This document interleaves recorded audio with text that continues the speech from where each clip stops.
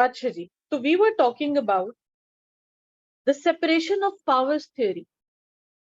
PMS में आपसे ये सवाल पूछा जाता है, सीएसएस में आपसे ये सवाल पेपर 2 में बहुत दफा पूछा जाएगा, और जो सी लॉ वाले बच्चे हैं उनके लिए भी ये सवाल लाजमी है कि उनको समझ आए। बच्चे, सिर्फ पॉलिटिकल साइंस के लिए ये सवाल इंपॉर्टेंट नहीं है, बल्कि ये सवाल आप एस्से में भी बहुत जगहों पर कोट कर सकते हो। जब हम जुडिशियल एक्टिविज्म पे बात करते हैं तो हम सेपरेशन ऑफ पावर्स पे बात करते हैं। जब हम बात करते हैं कि जी accountability, democracy in true sense, इन तमाम चीजों को जब हम इफेक्टिव मशीनरी ऑफ गवर्नमेंट को पढ़ते हैं, तब भी हम, जब हम फेलियर्स ऑफ गवर्नमेंट को पढ़ते हैं, हम तब भी separation of powers and checks and balances को कोट कर सकते हैं। कल हमने ये पढ़ा कि जी ये थ्योरी दी किसने है, ये एक फ्रेंच फिलोसोफर थे, मोंटेस्क्यू, ये थ्योरी उन्होंने दी है। और वो बड़े इंप्रेस थे इंग्लैंड की सर्कमस्टांसेस से, कंडीशन से, क्योंकि वहां पर लोग लिबर्टी को एंजॉय कर रहे थे, जबकि फ्रांस में एक टायरानिकल रूल था, टायरानिकल किंग का। अब उन्होंने जब सेपरेशन ऑफ पावर की थ्योरी दी तो हम इसके कुछ फीचर्स लिख लेते हैं कि जी what do we mean by separation of power, या अगर हम सेपरेशन ऑफ पावर को इंट्रोड्यूस करते हैं तो what are the goods in it. सबसे पहले इसके अगर मैं एट्रीब्यूट्स आपको लिखकर बताऊं तो the first attribute is, the first feature is कि हम सेपरेशन ऑफ पावर को इसलिए इंट्रोड्यूस करना चाह रहे हैं because we want to avoid concentration of power in one hand. तीन organs, legislative, executive, judiciary, government के, तीनों अपनी अपनी डोमेन में काम करेंगे, एक दूसरे के राइट्स के ऊपर इन्फ्रिंज नहीं करेंगे। तमाम अपने अपने राइट्स, अपनी अपनी लिमिट्स के बीच में रहते रहते अपनी पावर्स को एक्सरसाइज करेंगे। एक तो पहला फीचर ये है। दूसरा फीचर ये है कि जी सेपरेशन ऑफ पावर में वी सी जुडिशियल रिव्यू। अब separation of power in context of United States of America जब हम देखते हैं तो हम ये देखते हैं कि जी जो जजेस हैं उनको एक पावर दी गई है। पावर ये दी गई है कि अगर इन जजेस को बाय एनी मींस कोई लॉ या कोई bill against the constitution of United states लगेगा तो ये उस लॉ को या उस बिल को टर्न डाउन कर सकते हैं। ये इसको नल एंड वॉइड डिक्लेयर कर सकते हैं, और रीजन क्या देंगे कि जी ये हमारे कॉन्स्टिट्यूशन के खिलाफ है। अब पहले जुडिशरी की जो पोजीशन है यूनाइटेड स्टेट्स में वो इतनी स्ट्रांग नहीं थी। ये वक्त के साथ साथ फिर जब चीफ जस्टिस जॉन मार्शल का केस हुआ तो उसके बाद ये जुडिशियल रिव्यू इंट्रोड्यूस हुआ। अब जुडिशियल रिव्यू क्या करता है? जुडिशियल रिव्यू एक चेक रखता है लेजिस्लेटिव ब्रांच पर। लॉ मेकिंग कौन करती है? आपकी लेजिस्लेशन करती है ना। तो आपके जजेस हर तरह से इस चीज को गेज करते हैं कि जी हमारे पास जो लॉज बन रहे हैं, जो बिल्स पास हो रहे हैं, आया वो कॉन्स्टिट्यूशन के अकॉर्डिंग है भी या नहीं है। थर्ड, फिर जो बड़ा हमारे पास एक फीचर है, that is to avoid tyranny. आप लोगों को मैंने क्लियर किया था कि ये जो थ्योरी दी है, ये थ्योरी दी है एक फ्रेंच फिलोसोफर मोंटेस्क्यू ने है। और उस वक्त क्या हो रहा था जी? उस वक्त मोंटेस्क्यू की जो फ्रांस में गवर्नमेंट थी, जो मोनार्की थी, that was of Louis 14 Bourbon. अब he was very very much brutal, very much selfish. Tyrannical rule में मुनार क्या करते हैं, किंग क्या करते हैं, सॉरी किंग ये करते हैं कि जी अपने इंटरेस्ट को देखते हैं, वो सेफ गार्ड करते हैं सिर्फ अपने आप को। तो हमने टायरनी को अवॉइड करने के लिए क्या इंट्रोड्यूस किया जी? हमने सेपरेशन ऑफ पावर इंट्रोड्यूस कर दी। हमने ये कहा कि सेपरेट हैंड्स में पावर्स को वेस्ट करेंगे ताकि लेजिस्लेटिव और एग्जीक्यूटिव पावर्स एक इंसान के पास ना। तो इस चीज को अवॉइड करने के लिए हमने सेपरेशन ऑफ पावर को इंट्रोड्यूस किया। देन जी separation of power is pro-democracy. It fulfills, it assures, it is the ultimate assurance that the power belongs to the people of United States. Government में भी फिर फर्दर लेजिस्लेटिव, एग्जीक्यूटिव और judicial branches में powers waste कर दी गई हैं। लेकिन बच्चे, मैंने आपको बताया था कि सबसे स्ट्रॉन्ग डेमोक्रेटिक सिस्टम कहाँ का है? वो यूनाइटेड स्टेट्स ऑफ अमेरिका का है। ठीक है जी। तो डेमोक्रेसी को प्रिवेल करने के लिए, उसकी अश्योरेंस के लिए हमने सेपरेशन ऑफ पावर को अपने कॉन्स्टिट्यूशन में ऐड किया है। व्हेन आई से हमने, I am meaning the constitution of United States of America. फिर जी हमें चाहिए थी अकाउंटेबिलिटी। Accountability of whom?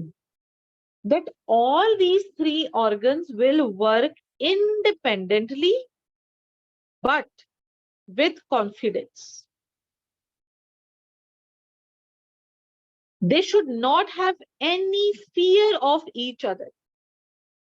हाँ, चेक्स रखेंगे एक दूसरे पर, कुछ कंट्रोल्स रखेंगे एक दूसरे पर, लेकिन वो भी तो बेहतरी के लिए ना, as a nation, as a country, अपनी बेहतरी के लिए। तो ये जो तीन ऑर्गन्स हैं, इनको डिफरेंट टास्क दिए जाएंगे। अब इनके टास्क में इनका जो सबसे बड़ी रिस्पॉन्सिबिलिटी है वो क्या है कि जी कॉन्फिडेंस से अपनी अपनी डोमेन्स में रहते रहते what would they do? They would prevail the justice and they would work without any fear and they would work independently for the betterment of United states.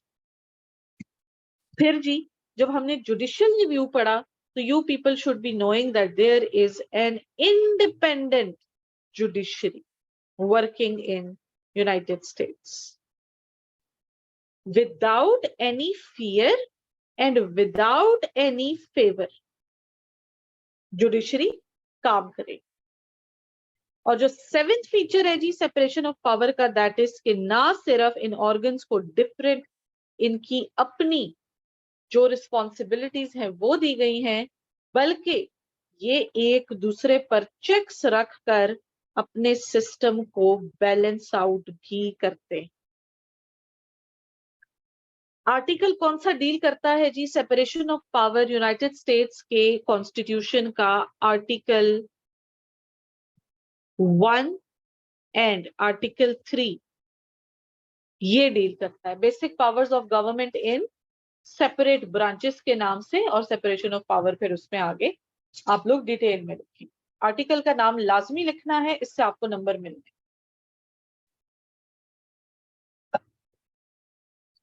अब ये तो था जी सेपरेशन ऑफ पावर, और जब कल हमने थोड़ा सा मोंटेस्क्यू को कवर किया तो हमें समझ भी आ गई कि जी ठीक है, उसने ये क्यों इंट्रोड्यूस करवाया कॉन्सेप्ट।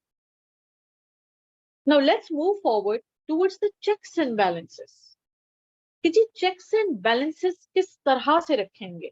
यहां तक बच्चे स्क्रीनशॉट डन करें, so we'll move forward. Is there any question anybody wants to ask? तो दे कैन। ओके वसीम।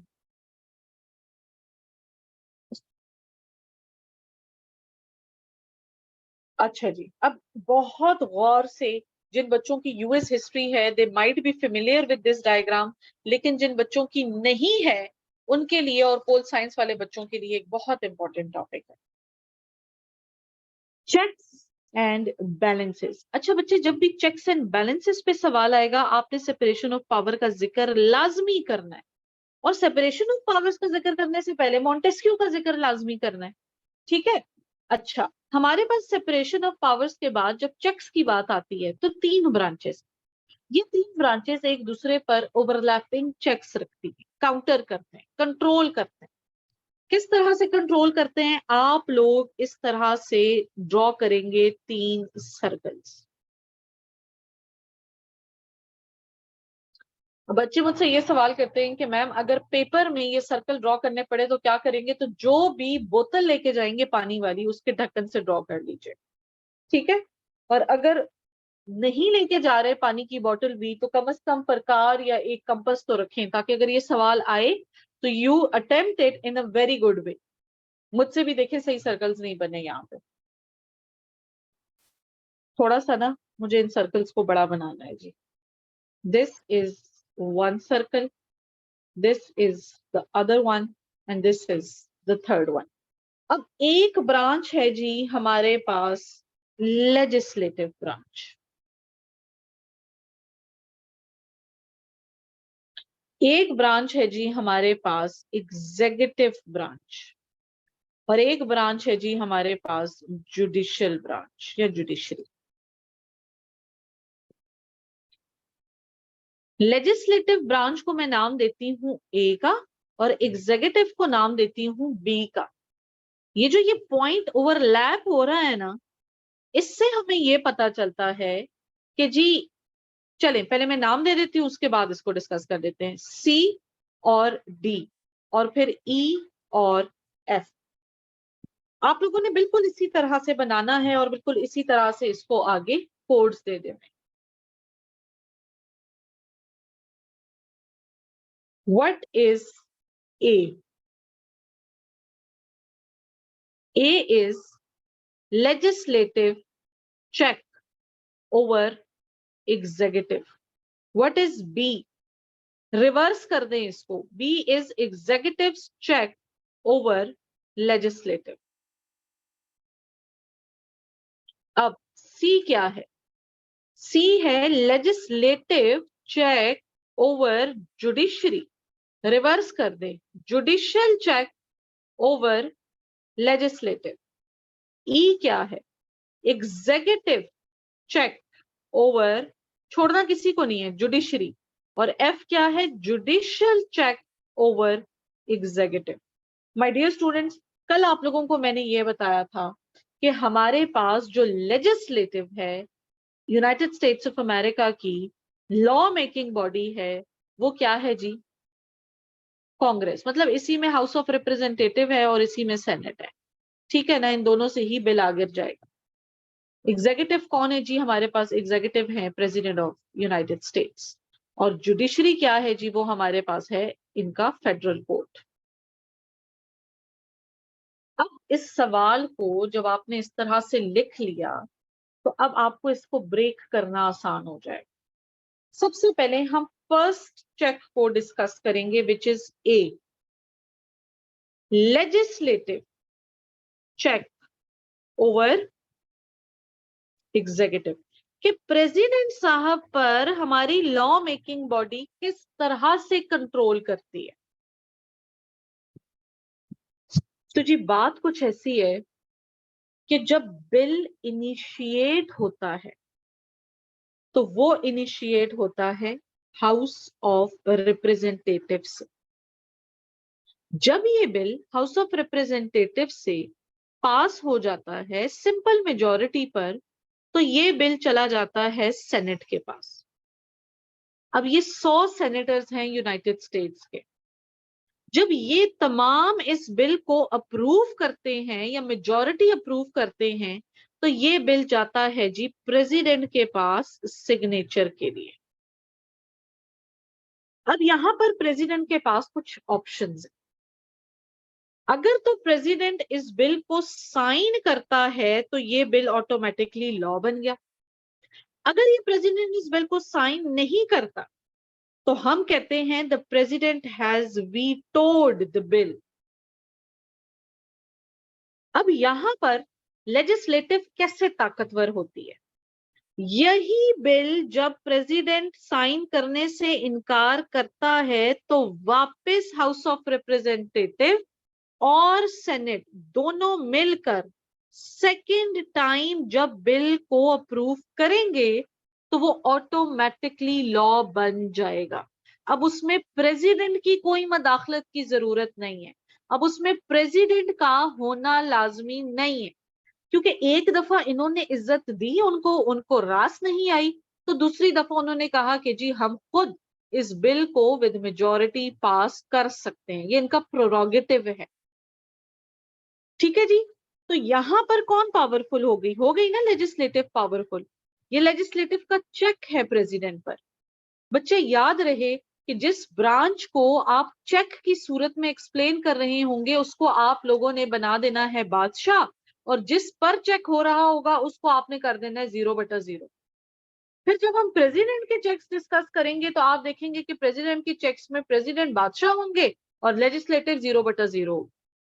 तो आपने ये एक ट्रिक करनी है, क्योंकि आपने एग्जामिनर को हर तरह से अपना स्टांस देना है। ठीक है जी।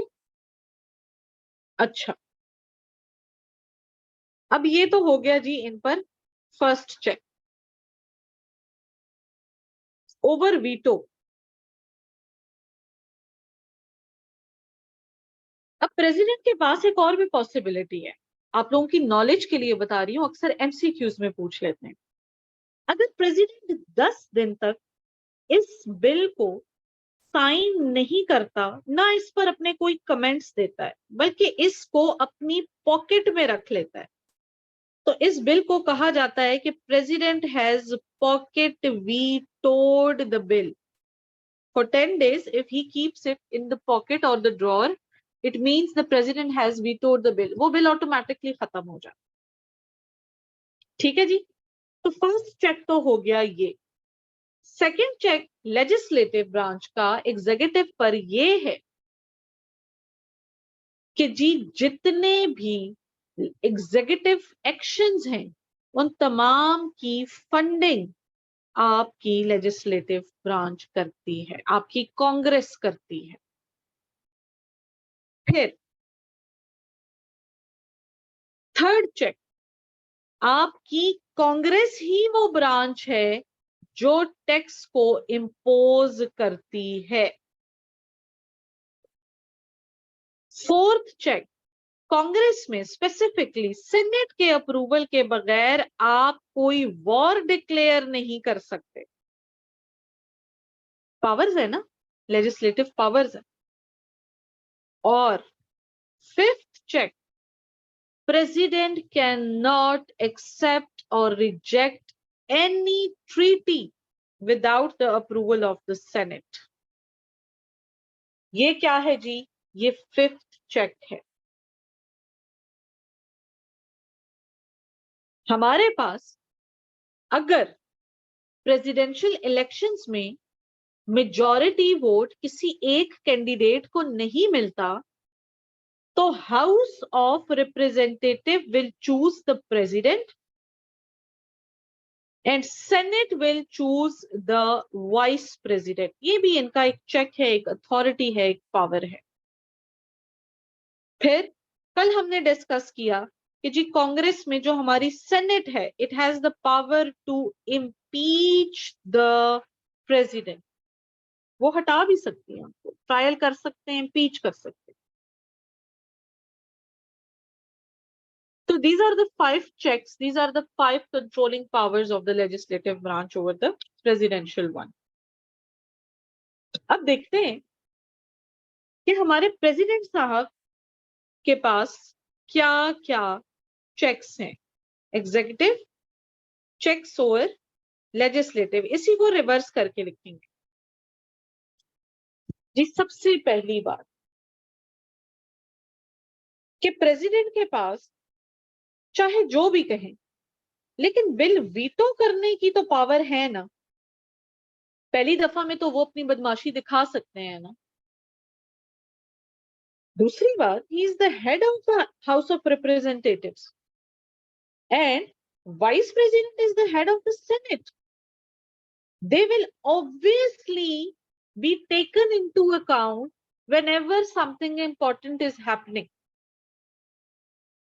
ऐसा नहीं कि इनसे छुप के डिस्कशंस हो रही होती हैं, इनकी इनपुट होती है, इनका लेजिस्लेटिव ब्रांच में बैठना होता है। थर्ड चेक, अगर आपकी वॉर डिक्लेयर नहीं हो सकती विदाउट सेनेट या without house of representatives consent, तो बच्चे हमारे पास कमांडर इन चीफ तो है ही ये खुद, इनका भी अप्रूवल चाहिए होगा ना। इनका मूड बने तो नहीं लड़ेंगे जंग, विच बेनिफिट्स इन वॉर, राइट। और ये फिर एग्जीक्यूटिव की पावर है कि वो इमरजेंसी सेशंस रखवा सकते हैं और उन सेशंस को अटेंड करने के लिए आपकी कांग्रेस पहुंचेगी। इसके अलावा जो लेजिस्लेटिव ब्रांच है उनको प्रेसिडेंट और executive can recommend many other things. ठीक हो गया जी। अब आप लोग एक चीज नोट करें, मैंने जब लेजिस्लेटिव चेक ओवर एग्जीक्यूटिव को एक्सप्लेन किया तो मैंने लेजिस्लेटिव की पोजीशन को 100 पे पहुंचाया और एग्जीक्यूटिव की 0। सिमिलरली जब मैंने एग्जीक्यूटिव का चेक बताया तो एग्जीक्यूटिव को बचाया 100 पर और लेजिस्लेटिव को 0 पर। तो आप जिसका चेक लिख रहे होगे आपने उसकी पोजीशन को प्रॉपर जस्टिफाई भी करना है। फिर बात समझ में आ रही है? सबको यहां तक बात क्लियर है? तो then will move forward. This was the second page.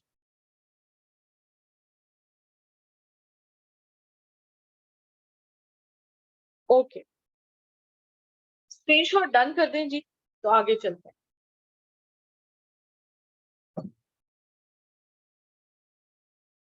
अब आ जाए, व्हाट इज सी? हमने बोला था कि जी सी है लेजिस्लेटिव चेक ओवर जुडिशरी।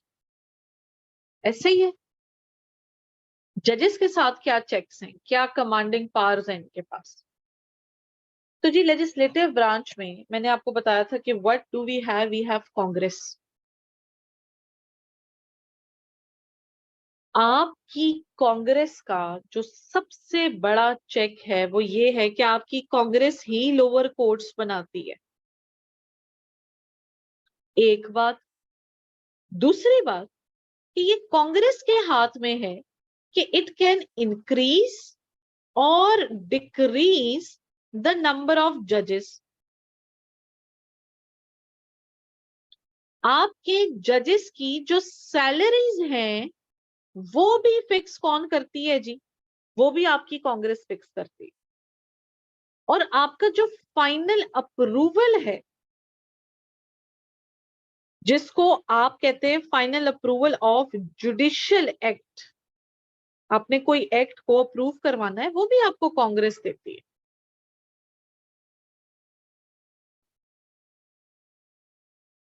और मैंने आपको पहले बताया था कि जो हमारी सेनेट है it has the power to impeach the higher officials. तो आपके जजेस को भी इम्पीचमेंट के लिए सेनेट के पास जाना पड़ता है। और जितनी भी अपॉइंटमेंट्स हैं वो तमाम अपॉइंटमेंट्स ऑफ जजेस कौन करता है जी? वो अपॉइंटमेंट ऑफ जजेस हमारी सेनेट करती है। So these are the legislative checks over judiciary. तो जुडिशरी के क्या चेक्स होंगे लेजिस्लेटिव पर, इनको भी देख लेते हैं। मैंने अब जो लेजिस्लेटिव की पोजीशन थी उसको इंक्रीज किया in context with the position of judiciary. अब मैंने जुडिशरी की पोजीशन को एनहांस करना है। ठीक है जी, judicial check over legislative.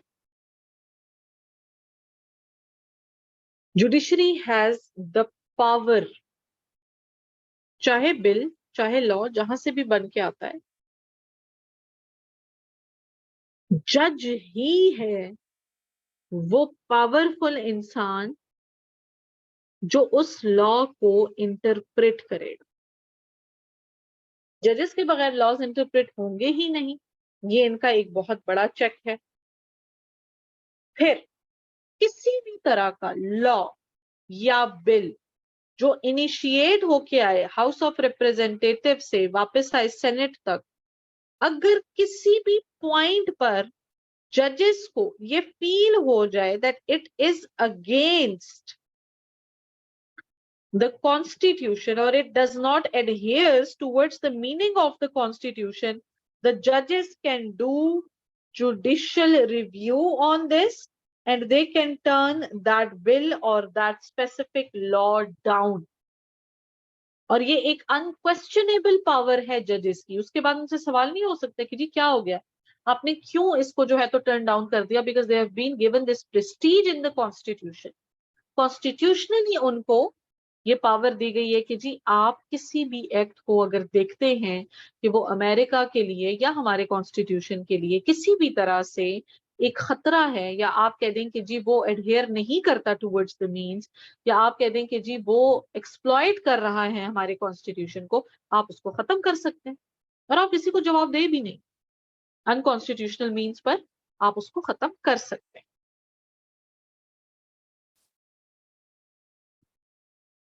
Then executives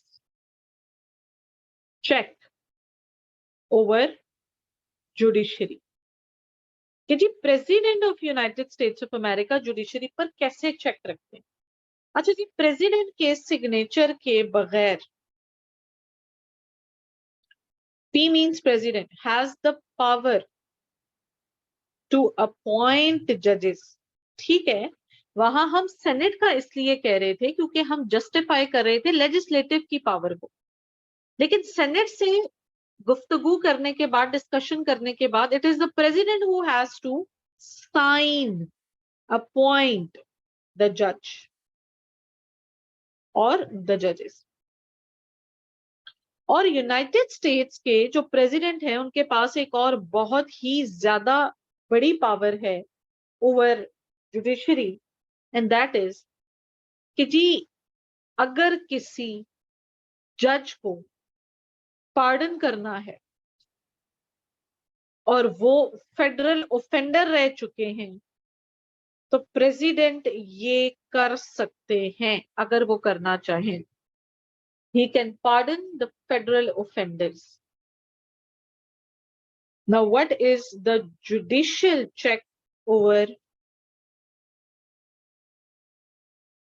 the executive? कि जजेस फिर क्या करते हैं? तो जी जब आप उनको अपॉइंट करते हैं तो वो बैठकर आपको ही एग्जामिन कर रहे होते हैं, वो बैठकर आपकी ही टेन्योर का एनालिसिस कर रहे होते हैं। इनको आप एक पुलिस की अहमियत दे देते हैं। Police of what? Police of all the executive actions, police of all the controls to investigate the in and outs of the president। मतलब प्रेसिडेंट ऑफ यूनाइटेड स्टेट्स को बजाहिर तो वो एक बहुत ही पावरफुल पर्सनालिटी है और बजाहिर तो उनकी एक पोजीशन, एक प्रेस्टिजियस पोजीशन है, लेकिन बच्चे उन पर चेक्स हैं। आप देखो तो लेजिस्लेटिव चेक्स भी हैं, जुडिशियल चेक्स भी हैं। सिमिलरली आपकी जुडिशरी भी is not free from these checks, judiciary भी भुगत रही है चेक्स। तो इस तरह से ये जो तीनों ब्रांचेस हैं ये एक साथ काम कर रही हैं और ये ब्रांचेस एक दूसरे की पावर्स को ओवरलैप करती हैं, चेक करती। यही वजह है कि दुनिया की सबसे बड़ी डेमोक्रेटिक जो हमारे पास कंट्री है, that is none other than United States of America. Are we clear till here my dear students? यहां तक बात क्लियर है? Separation of powers and checks and balances का सवाल समझ आया? अच्छा, अब एक बात सुनिए, अब इस पे अगर सवाल आ जाए कि जी बताएं कि चेक्स एंड बैलेंसेस किस तरह से काम करता है, तो एसेंशियल्स ऑफ द क्वेश्चन क्या होंगे? एसेंशियल्स ऑफ द क्वेश्चन आपके इस तरह से होंगे कि सबसे पहले आ जाएगा जी आपका इंट्रोडक्शन। अब इंट्रोडक्शन मस्ट इंक्लूड इसका 8 to 9 लाइंस में निचोड़ अपने आंसर का, ठीक है। इंट्रोडक्शन के फौरन बाद आप लिख लेंगे जी Montesquieu's theory of separation of power. जैसे ही मॉन्टेस्क्यू की theory of separation of power discuss कर ली, उसके फौरन बाद आपने लिख लेना है जी फीचर्स और attributes of separation of power. Then आ जाएंगे चेक्स एंड बैलेंसेस पर।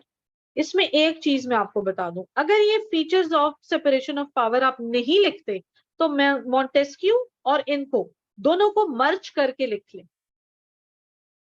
आई रिपीट, अगर आप अलग अलग नहीं लिख सकते तो आप इनको मर्ज करके लिखें, क्योंकि हम वही चीज मॉन्टेस्क्यू में भी पढ़ रहे हैं, वही फीचर्स हम सेपरेशन ऑफ पावर्स में भी पढ़ रहे हैं।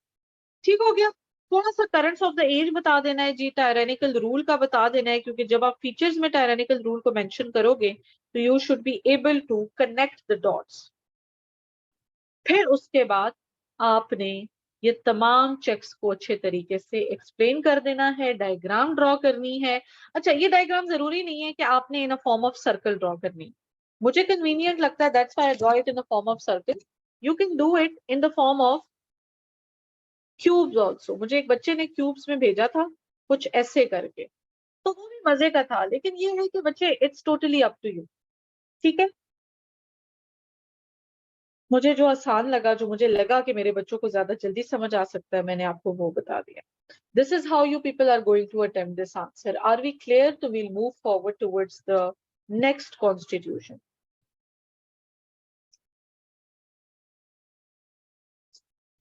Screenshot done कर दीजिए please Zahir.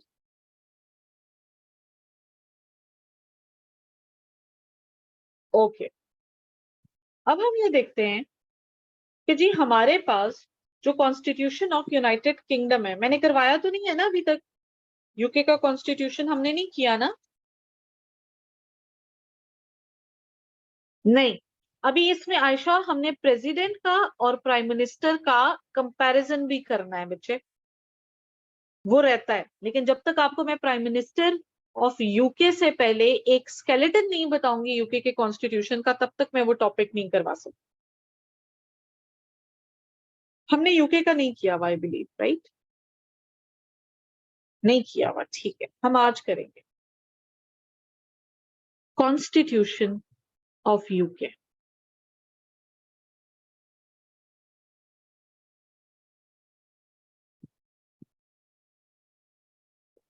बड़े मजे का कॉन्स्टिट्यूशन है इनका।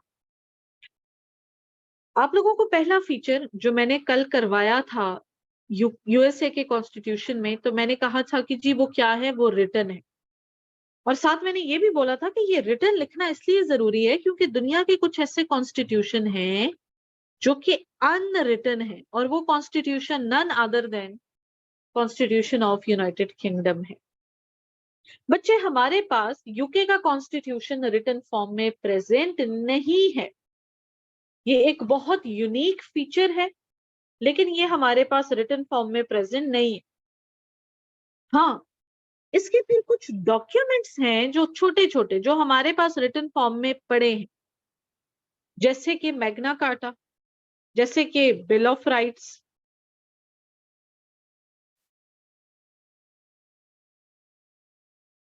जैसे कि पिटिशन ऑफ राइट्स। अब ये जो हैं, ये छोटे छोटे से क्या हैं जी, ये डॉक्यूमेंट्स हैं। लेकिन अगर आप मुझे ये कहें कि कंप्लीट कॉन्स्टिट्यूशन हमें एज अ डॉक्यूमेंट मिल जाए, तो वो आपको नहीं मिल सकता।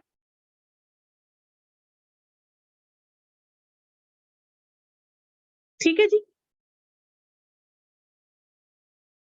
हम तो कहते हैं कि कॉन्स्टिट्यूशन का मतलब होता है कि जी कॉन्स्टिट्यूशन में लिखे होते हैं रूल्स।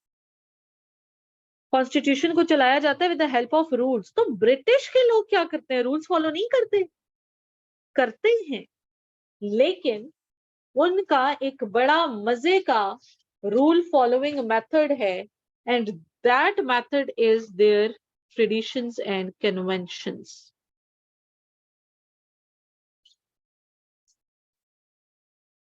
ब्रिटिश कॉन्स्टिट्यूशन में ये बताया गया है कि जो लोग हैं वो अपनी पॉलिटिकल ट्रेडिशंस को उतनी ही अहमियत देते हैं जितने बाकी दुनिया के लोग अपने रिटन डॉक्यूमेंट्स को देते हैं।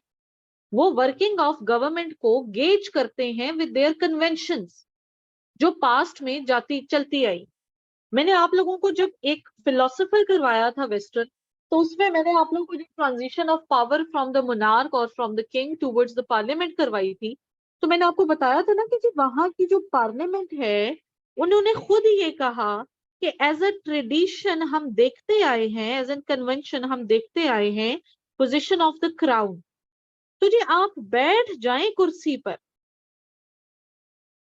लेकिन ताकत सारी हमारे पास होगी। Now these people are so much tradition loving कि they have shown their willingness to obey the respected position of the crown. Third feature है हमारे पास कि जी ये जो कॉन्स्टिट्यूशन है ये है एवोल्यूशनरी कॉन्स्टिट्यूशन। सबसे पुराना है. It is called the mother of constitutions. MCQs में पूछते हैं which constitution is the mother of all constitutions? It is the Constitution of United Kingdom. क्यों? क्योंकि बच्चे ये इतना पुराना है कि हमें आज दिन तक डेट ही नहीं पता कि इसका ओरिजिन कहां से हुआ, कब हुआ.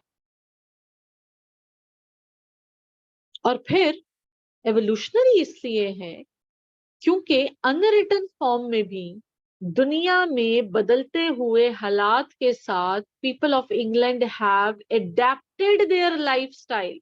They have flourished and they are still flourishing in the best possible manner. हर तरह की जो बदलते हालात हैं उनको इन्होंने बड़ा हैप्पीली एक्सेप्ट किया है. बड़ी बात है जी. Then it is flexible. जो एक बड़ी वजह है कि जी इसको अनरिटन रखा गया है वो इसलिए क्योंकि लोगों की नेचर बड़ी फ्लेक्सिबल है. लोग कन्वेंशन रिडन लोग हैं, लोगों को कोई मसला नहीं है. कॉन्स्टिट्यूशनल चेंज कॉमन लॉ में या कॉन्स्टिट्यूशनल लॉ में अगर चेंज लाना है तो simple majority, simple consent of the majority people लेकर अमेंडमेंट कर दी जाती है. अब इस नेचर को ऐसे रखने की वजह यह है कि इंग्लैंड के लोग इंतहाई ज्यादा एकमोडेटिंग हैं. उनको एक ट्रस्ट है अपनी पार्लियामेंट पर और पार्लियामेंट इन रिटर्न इस ट्रस्ट को ब्रीच नहीं कर सकती. जबकि on the other hand we see that the world has very complex constitution and there are very complex procedures of amendment of the constitutions also. Fifth feature इनका है कि जी it has a unitary form of government. मतलब ये है कि जो हमारा centre है that is strong और जो यूनिट्स हैं वो कंप्लीटली ऑटोनॉमस नहीं है बल्कि सिर्फ लोकल गवर्नमेंट की हद तक इनमें पावर क्या कर दी गई है जी, डेवल्यूट कर दी गई है. And that too for the better working at the grass root level. जबकि हमारे यहाँ क्या है जी, फेडरल सिस्टम है. हमारे सेंटर से ज्यादा हमारे यूनिट्स, हमारे जो स्टेट्स हैं वो स्ट्रॉन्ग. अब ये एक मल्टी एथनिक सेटअप है, यहाँ पे हर तरह का बंदा रह रहा है, कोई रेशियल डिस्टिंक्शन नहीं है. लोकल गवर्नमेंट सिस्टम ने वेरियस एडमिनिस्ट्रेटिव वर्क्स को संभाला हुआ है. बाकी के सारे काम कौन कर रहे हैं जी, सेंटर कर. देन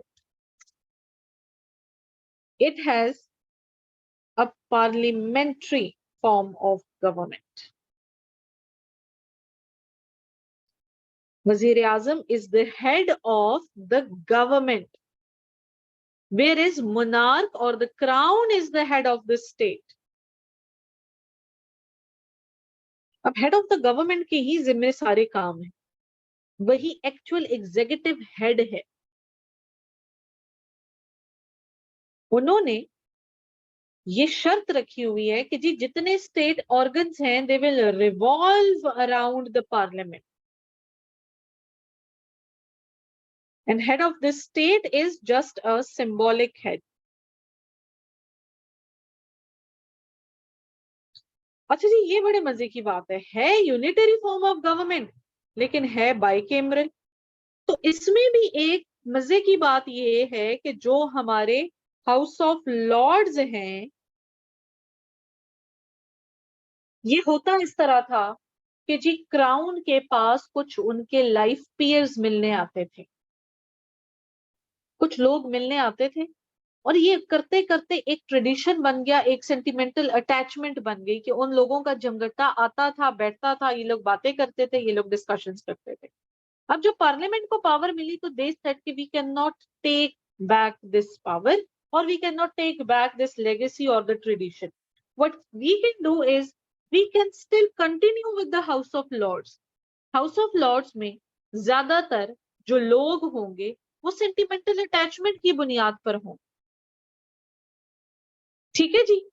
हाउस ऑफ लॉर्ड में जो लोग होंगे वो अपर हाउस के लाइफ पीयर्स होंगे, मतलब कि they will be maximum the people would be popular with that of the relations with the crown. जबकि एक्चुअल जो भाग दौड़ संभाली जाएगी वो संभालेगी हमारी House of Commons. This was formed as a tradition again.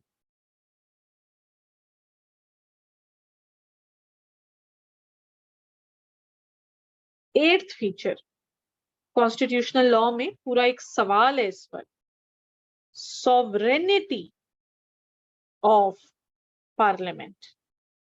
कहा यह जाता है जी कि इंग्लैंड की पार्लियामेंट इतनी स्ट्रांग है that it can make man a woman and woman a man. And if the parliament has been given the direction to kill all the blue-eyed people, जितने भी blue-eyed बच्चे हैं या लोग हैं उनको मार दो, तो कोई क्वेश्चन नहीं करेगा। ये कह देंगे कि जी पार्लियामेंट की तरफ से ऑर्डर आया है तो अब तो हमने इस चीज को मानना ही मानना है। इसी 8th पॉइंट को जरा हम डिस्कस करते हैं 9th पॉइंट में, विच इज मिक्स्ड कॉन्स्टिट्यूशन। आपको नहीं लगता कि जी ये कॉन्स्टिट्यूशन एक जमगट्टा है बहुत से सिस्टम्स का? यहां हमने पढ़ा कि जी ये एक एवोल्यूशनरी सिस्टम है, मदर ऑफ ऑल कॉन्स्टिट्यूशन है। इसमें हमने मोनार्की, एरिस्टोक्रेसी, डेमोक्रेसी सब कुछ ही पढ़ लिया। जबकि हाउस ऑफ लॉर्ड्स में ज्यादातर कौन बैठते हैं जी? आपके फ्यूडल लॉर्ड्स, मतलब फ्यूडलिज्म भी है। तो चल क्या रहा है? It is the combination of so many systems as a whole. But because the British people are very accommodating, very respectable, they take it as their legacy. खिंच नहीं डालते वो बीच में, वो खुश हैं अपने इन systems। Yes, they have given the independence to their judiciary and to the fundamental rights.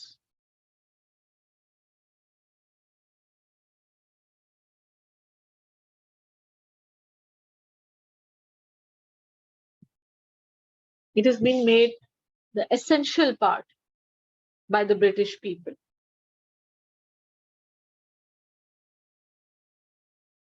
तो जी ये कुछ फीचर्स हैं यूनाइटेड स्टेट्स के जो कॉन्स्टिट्यूशन है इसके।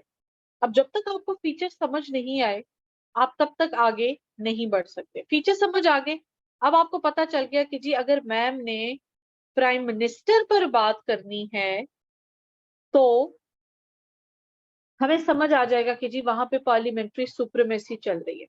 अगर मैंने प्रेसिडेंशियल फॉर्म ऑफ गवर्नमेंट की बात करनी है यूनाइटेड स्टेट्स में तो आपको पता चल जाएगा कि जी प्रेसिडेंट वहां पे ज्यादा पावरफुल है, लेकिन यूनाइटेड किंगडम में प्राइम मिनिस्टर ज्यादा पावरफुल है।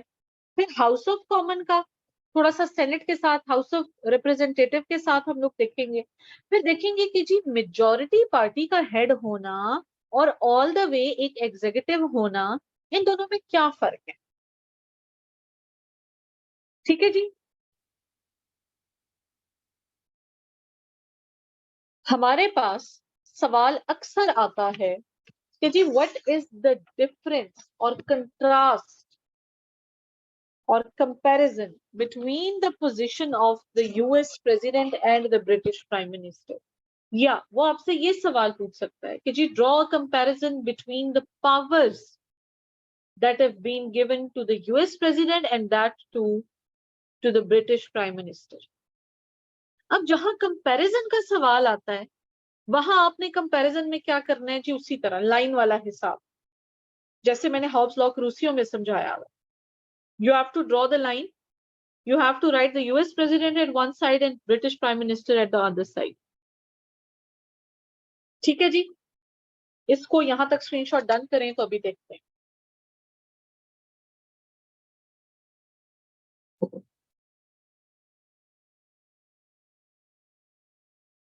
ओके, कंपैरिजन between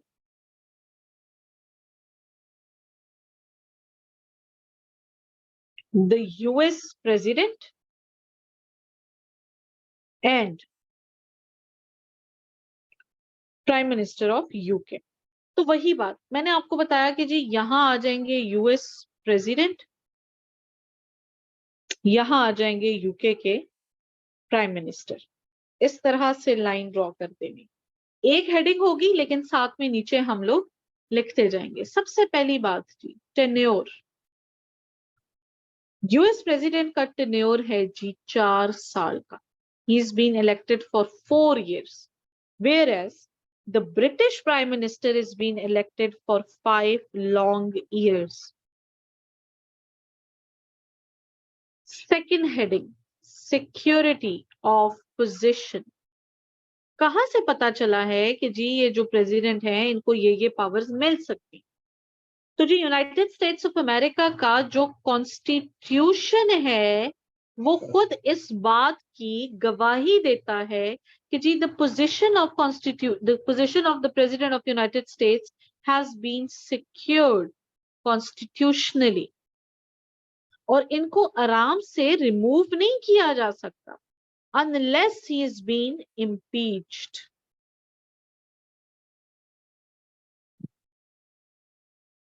जबकि ब्रिटिश प्राइम मिनिस्टर की जो पोजीशन है it totally depends on the term of his office. मतलब जब तक हाउस ऑफ कॉमन में मेजॉरिटी पार्टी का रूल रहेगा तब तक प्राइम मिनिस्टर भी अपनी पोजीशन को सिक्योर रखेंगे।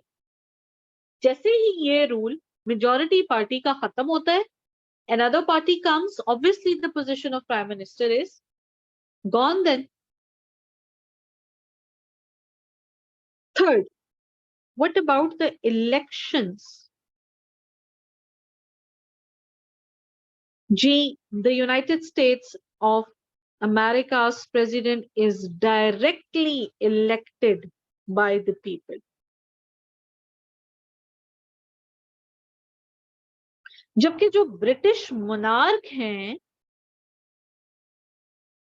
वो फिर मेजॉरिटी पार्टी से इनडायरेक्टली चूज करते हैं प्राइम मिनिस्टर को। हेड्स,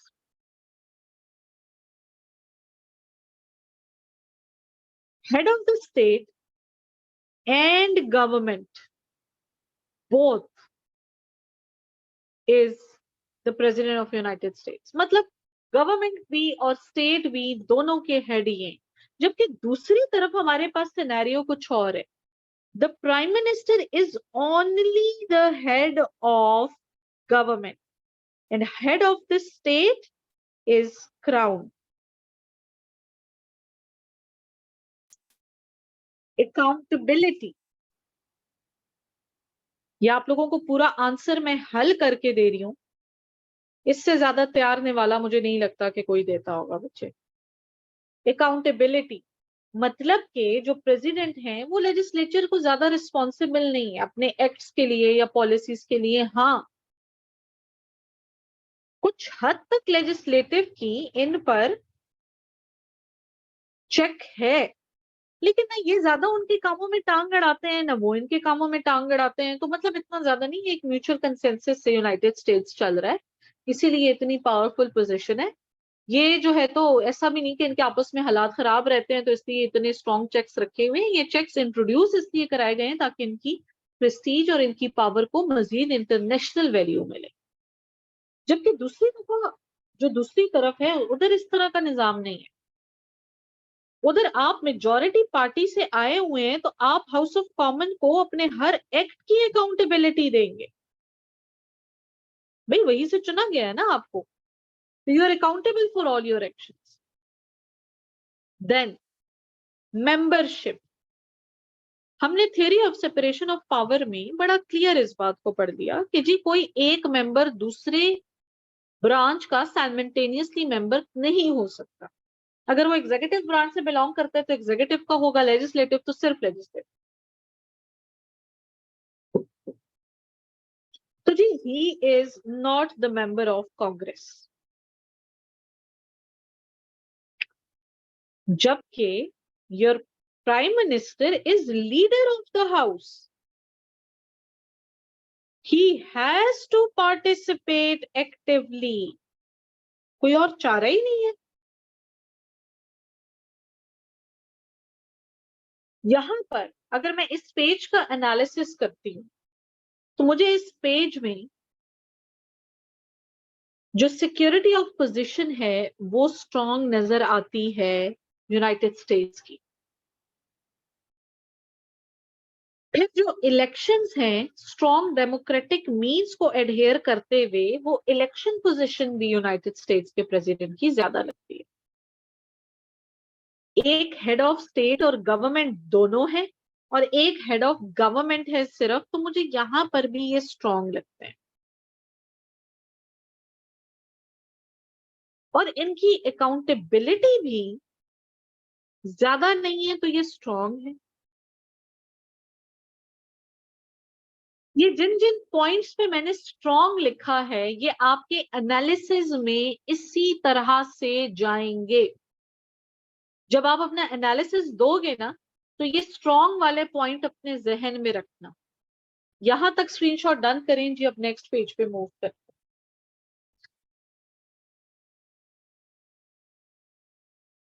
जल्दी से। बस ये टॉपिक खत्म करते हैं आज, हो जाएगा विद इन नेक्स्ट 15 मिनट्स इंशाल्लाह।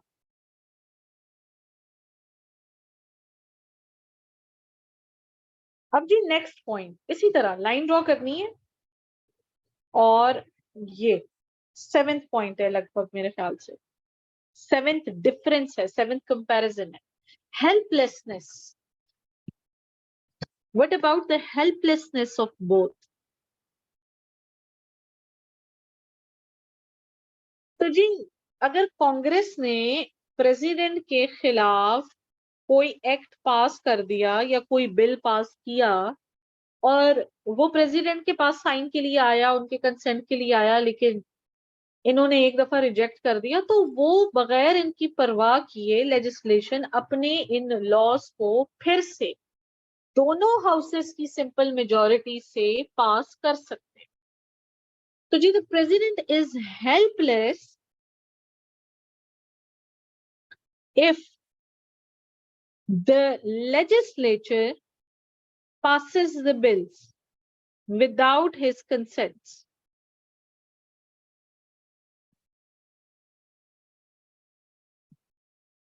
दूसरी दफा की मैं बात करूं, जबकि prime minister is the leader of the house, he can not. भाई आप ये देखें ना, एक लीडर ऑफ द हाउस है, उसने जितनी लेजिस्लेशंस पास करवानी है उसने डंके की चोट पे पास करवानी, वो लीडर है हाउस का। ये अलग बात है कि ये एक बात म्यूचुअल डिस्कशन से होती है और आखिर में आप हमेशा कलेक्टिव गुड की तरफ देखते हो, यूनाइटेड किंगडम की गुड की तरह देखते हो, लेकिन फिर भी है तो पावर तो है, प्रेस्टीज तो है। यहां पे इनकी पोजीशन स्ट्रांग है। देन अपॉइंटमेंट्स,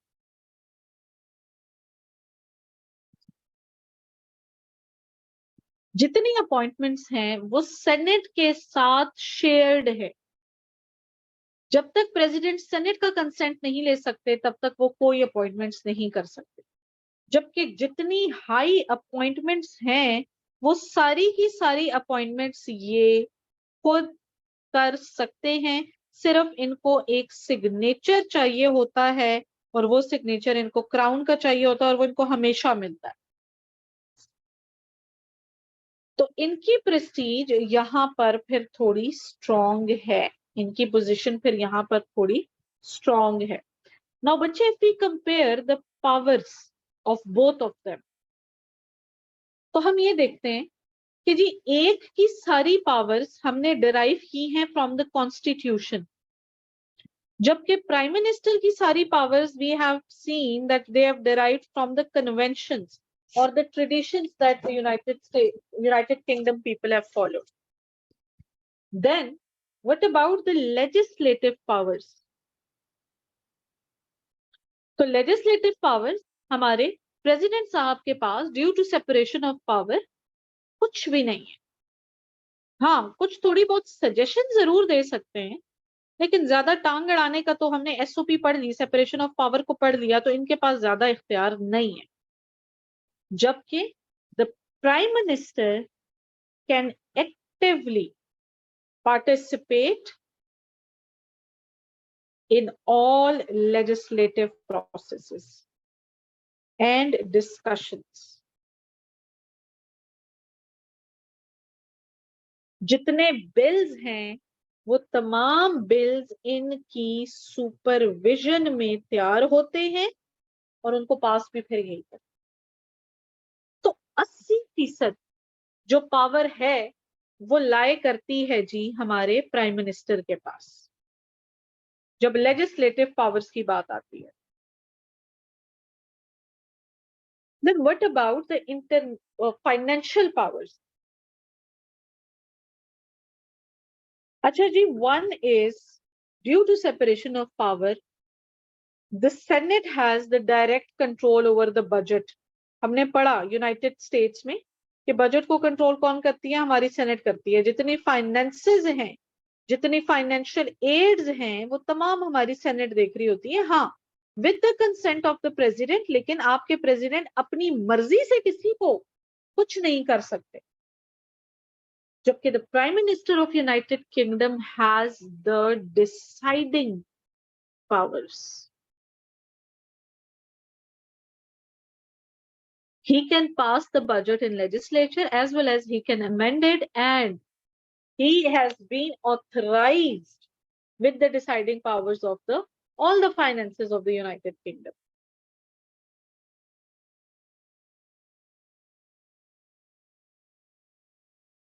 अच्छा जी, जब इस तरह का कंपैरिजन आप कर लेंगे और पावर्स का ये 9th हेडिंग हो गई, ये हो गई 10th, और ये 11 हेडिंग्स जब आप लिख लेंगे तो अब आप नीचे एक सेंटेंस लिखेंगे।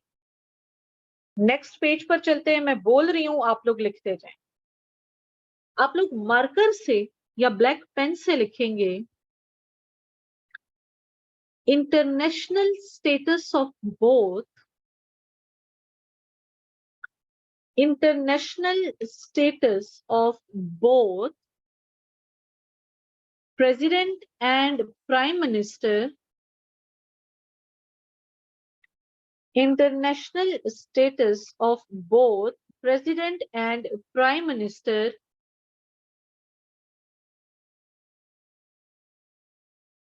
is of great importance,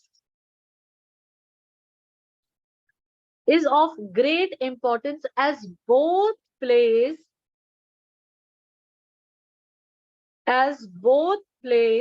an important role. International status of both is of great importance as both plays an important role in the global politics,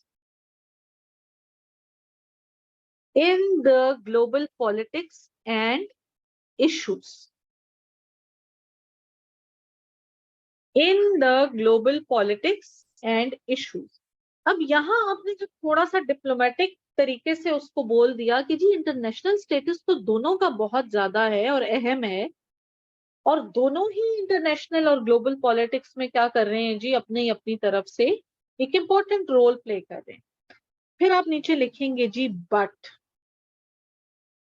अब वो जितने यूनाइटेड स्टेट्स ऑफ अमेरिका के स्ट्रॉन्ग होने के points थे ना, 1, 2, 3, 4, 5, वो as a paragraph आपका क्रिटिकल अप्रेजल हो गया।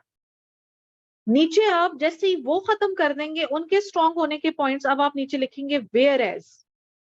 यहां आप जो वो प्राइम मिनिस्टर के स्ट्रॉन्ग होने के पॉइंट्स हैं 1, 2, 3, 4, वो लिखकर फुल स्टॉप लगा दें। आपने पहले एग्जामिनर को ये नोशन दे दिया है कि जी मैं दोनों को जस्टिफाई करने लगा हूं, दोनों की अपनी अपनी पोजीशन है, लेकिन एक के स्ट्रॉन्ग पॉइंट्स ये, दूसरे के स्ट्रॉन्ग पॉइंट्स ये, और बात खत्म। ये जी जो एनालिसिस है या अप्रेजल है, ये आपका आएगा 1 पेज पर या 1.5 पेज पर। अब जो मैंने पीछे वो स्ट्रॉन्ग वाले पॉइंट्स लिखवाए हुए हैं, उनको आप आराम से एज अ पैराग्राफ यहां पर लिख लें। आपने एक एविडेंस दे दिया एग्जामिनर को कि जी मैंने पढ़ा है और मुझे इनकी पोजीशंस भी समझ आ गई। ठीक है जी। So this is about the comparison of the United States of America's president and that of the British Prime Minister.